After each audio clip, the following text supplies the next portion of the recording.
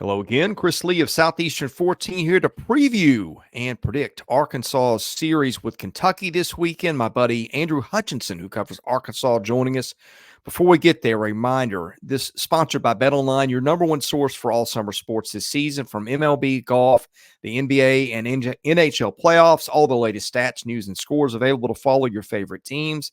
Get the latest odds and lines, including the latest team matchups, player props, odds on just about every sport out there. Head to the website today, use your mobile device, get in on the action, bet online where the game starts. Hutch, welcome to the show today. We've got a very limited window of time, so I will unfortunately skip the pleasantries and get right into the baseball, but thank you for joining us. Let's start with Arkansas's pitching against Kentucky's lineup. The Hogs played two midweek games against Missouri State, won them both. How does that or the Mason Molina injury impact the pitching situation coming into the weekend? They should be fine. Luckily, they've got maybe the deepest staff in the country in terms of pitching. It sounds like Mason Molina is going to be back. I know Dave Van Horn told us Wednesday that he's probably leave it VA on Sunday just so that way they can double check and make sure he's good to go. But I think Molina threw a bullpen this past, I don't know which day it was, but apparently it went well. He's been dealing with a twisted ankle, suffered in practice last week, missed a start against Florida. But he should be back. And if he's back, that really helps Arkansas a lot. You've also got Ben Bybee, who started in his place this past week. Looked pretty good for 3 innings. And I think he let like a leadoff walk in the 4th, and they went to the bullpen. He also pitched in Wednesday's game, only threw 57 pitches, I want to say, and 4 scoreless against Missouri State. So he's a guy that could give you some length out of the bullpen on Sunday if needed. So they've got guys, and the key is whether or not Will McIntyre has gotten back on track. Yeah. His previous 5 outings were really not good after being arguably one of the best relievers in the country. He has just completely fallen off, but he did throw a scoreless inning, perfect inning against Missouri State. Again, that's not a good Missouri State team, but it was good to see him do that. But if they should have enough arms to be able to get through the weekend relatively easily. That's the beauty of this pitching staff, is they've got a ton of depth.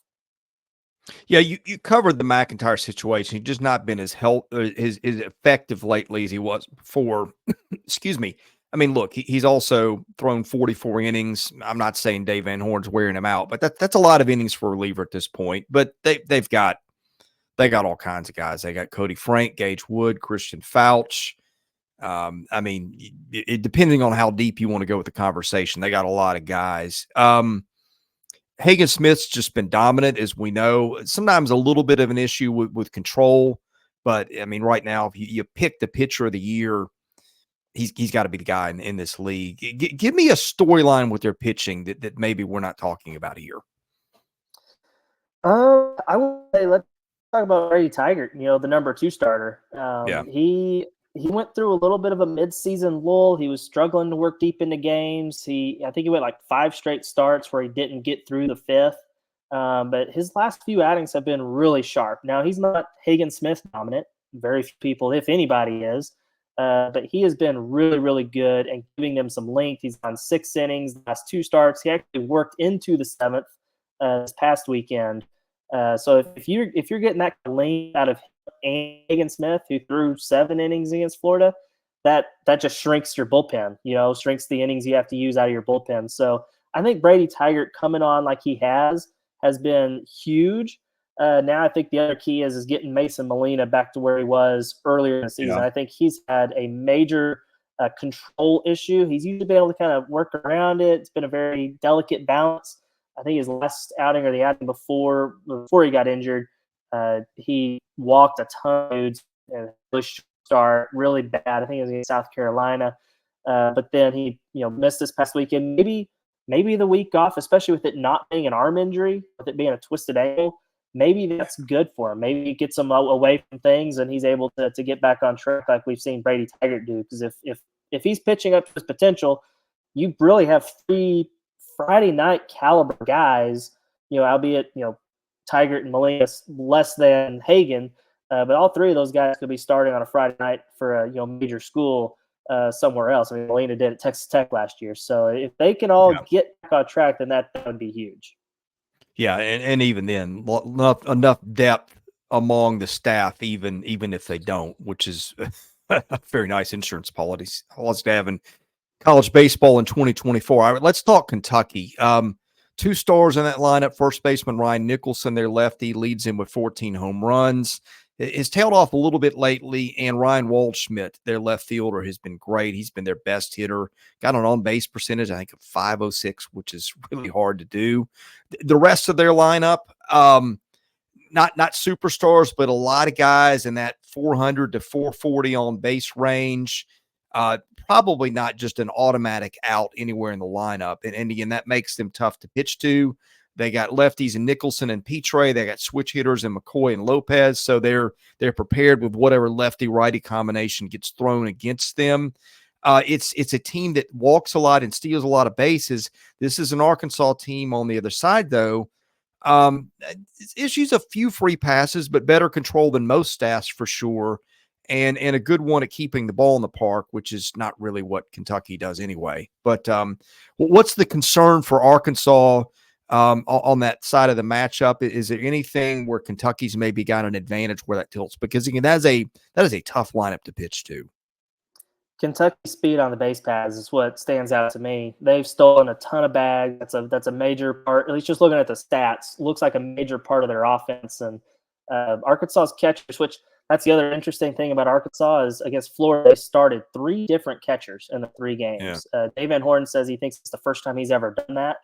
And so it's going to be interesting to see how they approach it. There's a very clear kind of pecking order in terms of defensively for those catchers, but it's like the inverse of what it is offensively, as you would expect. Yeah.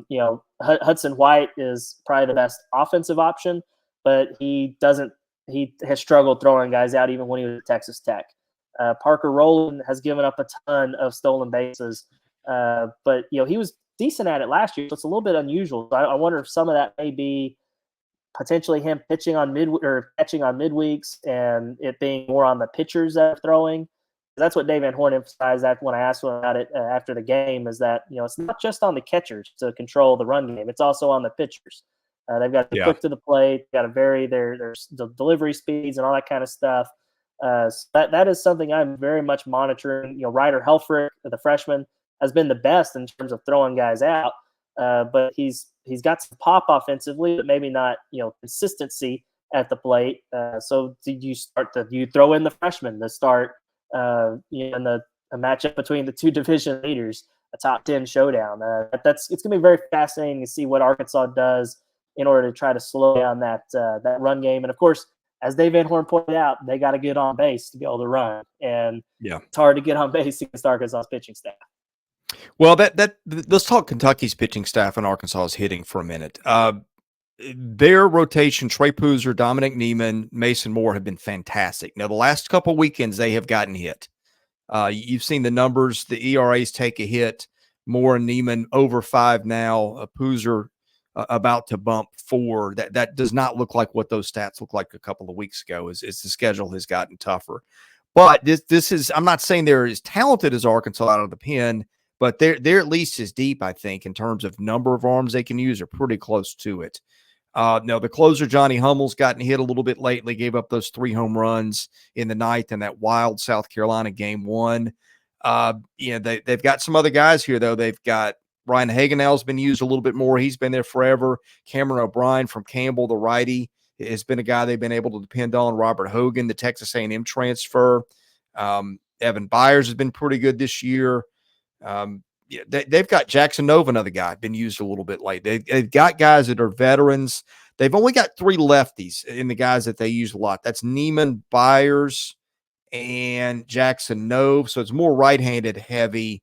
It gets an Arkansas lineup that's fairly balanced or can be balanced depending on the combinations they want to use. They've got a lot of moving parts in there. It feels like that's a ballpark where you're not seeing as many home runs, which, hey, I think that'd be fine by both teams. They're not at the top of the power categories. So that's Kentucky's pitching. Arkansas's hitting has been kind of weird. I guess is that a good way to put it? Very, good with it. It's been very, very weird. It's hard to figure out. Yeah. I mean, they've got Ben McLaughlin's had a really nice season as their first baseman. Jared Sprague-Lott, when he's been healthy, and I think he's back now, has had a really nice year. Aloy, their shortstop's had a nice year, and they've got a lot of parts that guys that have hit in spots but can't really seem to seize a regular lineup spot, whether that's injury, whether that's platooning. Nolan Souza being one of those guys. Maybe Will Edmondson being another one of those guys. They settled on a lineup for the weekend, and what's it look like? We talked about the catching, but what about the other 8 spots? No, it's like every day there's a new lineup. It's crazy. I've never seen anything quite like this with Dan Horn. He's always settled on somebody, but they legitimately have I think 15 or 16 guys who have at bats this year, and they've all had multiple starts and had opportunities, and I'd say out of those 15 or 16, all but maybe a couple of them are legitimate possibilities to start on the weekend. They've moved Peyton Holt to the outfield the last few weeks, and that's kind of been a revelation because he'd been kind of competing with Jared Sprague-Lott for the job at third base. But they're both hitting, so you got to find a way to get him in there, and all they've done is moved him to the outfield, and he started in all 3 outfield spots. He's a natural infielder, but you wouldn't know it by watching him. He had the incredible deke play against Florida on Saturday that was probably the smartest play I've ever seen live in my life. It was incredible. Incredible instincts. He's just a baseball player. I mean, that's the best way to describe Peyton Holt is he's a baseball player. He gets clutch hits. He had a run Wednesday against Missouri State. That was big.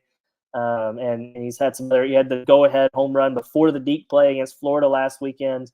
So he's a critical part. Peyton Stovall, he's coming off of a 5-hit game against Missouri State. I think his batting average is up something crazy over 350. So he's a really key part of this offense, but it's just been maddeningly inconsistent. That's the thing. And they'll have games where they can't get a hit to save their lives. They'll get on base, and then they'll go 0 for 10 with runners in scoring position. That's the thing is for them to score, they need a little bit of help, and they need to manufacture runs like that. It's different from previous Arkansas teams because over the previous, I think 5 or 6 years, they've been like the first or second maybe home run hitting team in the country over that span, and they just haven't had that this year.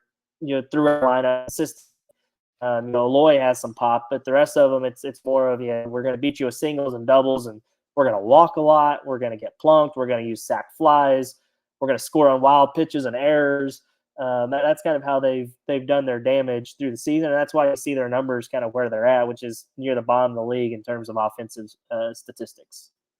Yeah, this is arbitrary. They've got 14 hitters that have got 56 plate appearances or more. I'm guessing nobody in the league has got that. If you want to go down to 25, they've got 16 guys that have done that. Every single one of those 16 guys got a double-digit walk rate. One of them's got double-digit homers. That's Aloy. Next up is McLaughlin and Stovall, and Souza with 7 each. So it's an interesting lineup. We'll put a positive, but there are options there. How's that? Yeah, there are definitely options. They may not be the best options. And I will say one of we have to mention is Ken Diggs. He has struggled mightily. Early in SEC play, apparently he was dealing with a little shoulder injury that we didn't know about, that wasn't super publicized. He missed some midweek games because of it. Didn't start the Tuesday midweek game, then played last night against Missouri State on Wednesday and went 0 for 3, couple of strikeouts. He's still really struggling. He was hitting like 350 through non-conference play, and now he's down well below 250, falling more than 100 points. They've got to, if this offense is going to do enough with this incredible pitching staff, they've incredible offensively. If this offense is going to do enough for them to do some damage in the postseason, I think Kendall Diggs is going to have to be in the middle of it. And we haven't seen it the last, probably 7 weeks now. All right, I'm up against an appointment, so I got about 15 seconds left. Give me your prediction for the series. Who wins? With it being on the road, I'm going to say Kentucky probably takes 2 of 3. It wouldn't surprise me if Arkansas takes game 1 with Hagan and then drops the last 2. I think it's going to come down to a rubber match for sure. I will go Arkansas. I trust the pitching more than I do Kentucky's right now. I feel like Kentucky, I'm going to say he's gotten exposed. That would be unfair, but when in doubt, I lean on pitching. That's a ballpark that kind of suits Arkansas. So it'll be interesting. Hey, Hutch, thanks for joining us. I'm sure we'll catch up with you again before the end of the baseball season. Bestofarkansassports.com is where people find your work. I see your social media account on here. Thanks for joining us. We'll catch you again soon. Anytime.